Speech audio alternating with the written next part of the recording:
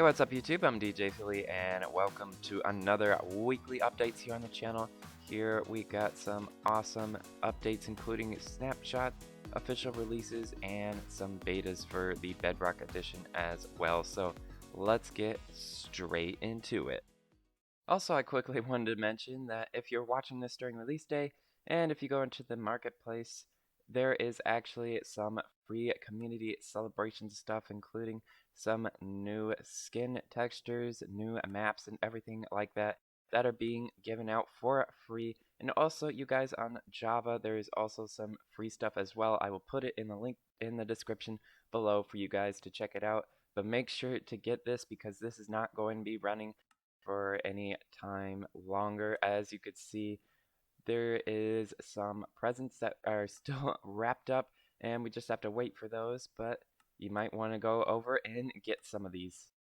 So first up, we have Bedrock 1.16.201, and this update just has some bug fixes as the very widespread bug where you put a shulker box into a dyed cauldron and take it out and it loses all its stuff is now fixed. So now all of your stuff will be still in the shulker box if you dye it through a cauldron. And there's some other bug fixes as well, and I will leave the links to all of the changelogs in the description.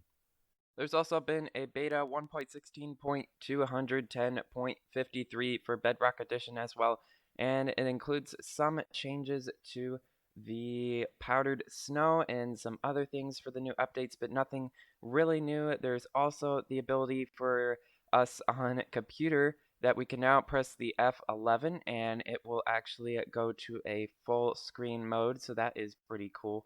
And also just a few bug fixes here and there as well. And mobile players can now experience ambient sounds in the Nether. So this is some pretty exciting news, but let's actually get to the most exciting with the new Caves and Cliffs beta. And here we are on the lovely Minecraft Java edition for Snapshot 20W51A, which is the last snapshot of this year, but it has some amazing changes, including adding the Axolotls. So if we go and spawn them here, as you can see, it's an adorable little new mob that comes in to the game. Now he actually loves to collect fish and to hunt for the cod and the salmon that spawn here, and all of the drops will slowly go up to the surface of the water. So if we go and spawn a couple more of these guys, as you can see, they have different colors as well. So I believe there are 5 different colors so far that you can collect of Axolotl, and they will go around and swim and try to collect fish for you, and you can collect the fish once it comes up to the surface of the water. So it is an amazing change coming to the game. Another cool thing here is that you can actually put these little adorable mobs into buckets. So if you have a bucket and put some water in it, you can actually collect one of these guys. So if it is a little bit hard here, as you can see, but we might be able to finally get him here. There we go, and we got the bucket of axolotl, and as you can see, we can put them anywhere in the world.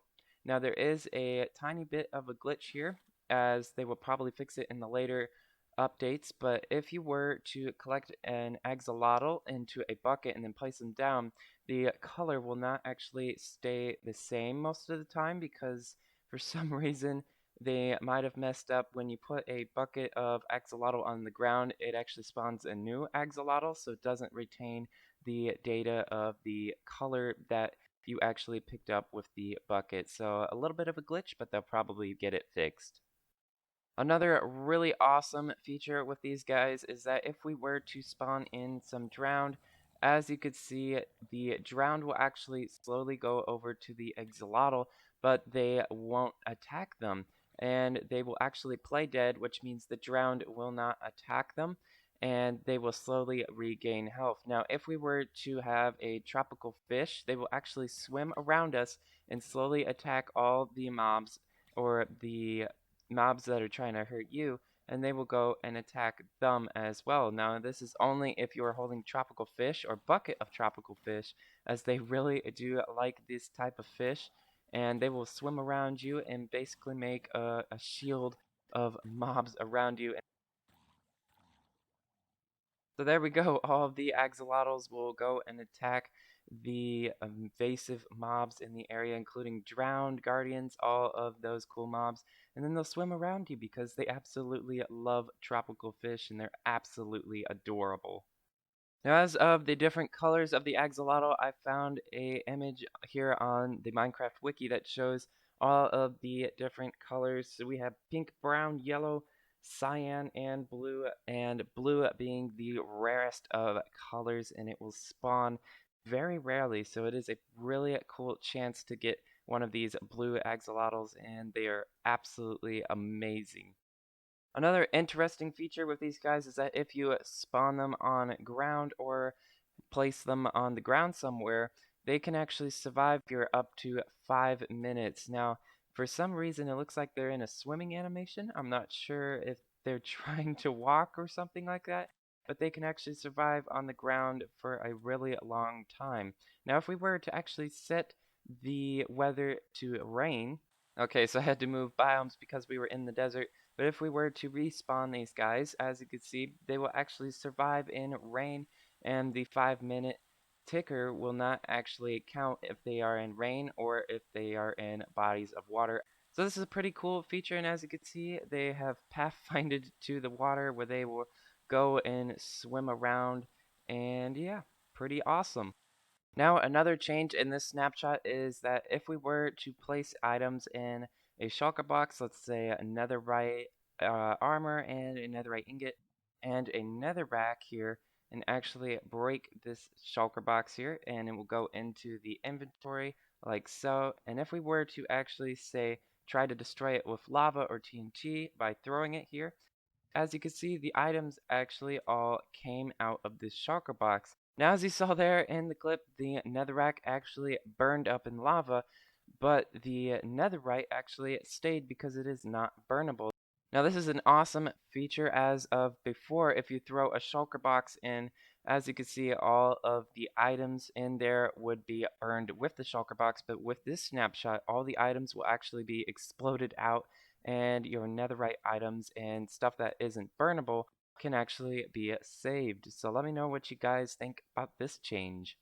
Now, a few other changes to the skulk sensor is that if you were to walk on any type of wool, as you can see, the skulk sensor does not pick it up, and if we were to throw wool as well, it doesn't pick up any vibrations, as wool is one of the blocks that do not cause any vibrations. Another change is that they took out the start eating mechanics so that the skulk sensor will not be able to hear when you start eating, but if you were to finish eating, as you can see, the skulk sensor picks it up. So this is actually a pretty awesome change. Now, a really interesting feature that has been changed with the skulk sensor is that if we were to place blocks around it and waterlog it, as you can see, the skulk sensor does not make any sound, but it can still pick up vibrations from around it. So say if we were to eat the steak here, as you can see, the skulk sensor picked it up, but there were no sounds produced with it. So this is a really awesome change to the skulk sensor, as you can now have silent skulk sensors in traps and different redstones as well. So this is a really interesting feature that has been updated. Now, another amazing change that was introduced in this snapshot is that we have now an official way to get one player sleep. That is right. So there is a command now in the commands called slash game rule players sleeping percentage. Now this will actually set the percentage of how many players needs to be sleeping at one time. So say you have 6 players here and you set it to 100%, then all of the different players would actually have to sleep to pass the night. Now the cool thing is that if you were to set this command to 0%, you will only need one player to pass the night. So this is basically official one player sleep, and you don't need add-ons anymore for one player sleep, which is absolutely amazing. I really hope this comes to Bedrock as well, but it's only in the Java snapshots. So yeah, this is basically how it works. You will need admin for commands and put in slash game rule player sleeping percentage, and then you can put in the percentage of how many players you want to sleep. So say if we have 6 players and put in 50%, then we will only need 3 players to sleep to pass the night.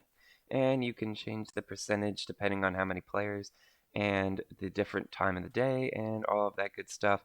But another amazing feature is that if you set it to over 100%, that means basically you need more players online than there is, and that basically tells the game that you cannot pass the night. So even if you would have 6 players all online and all sleeping, basically this wouldn't skip the night because you would actually need more players than online, and this is basically a super challenge of never passing the night on the game. So it's basically introducing a new way to play, which is absolutely amazing. So there we have it, guys. There are all of the main features being introduced in the new updates, snapshots, betas, all of that good stuff. So let me know what you guys think in the comments below. And hopefully you like these new series. Now we will definitely be doing them in the new year, as some more snapshots will be coming out for the Caves and Cliffs update. So thank you for watching this video. As always, please give it a like if you do like it, and maybe consider subscribing because that helps our channel out a lot. So anyway, thank you and have an amazing rest of your day.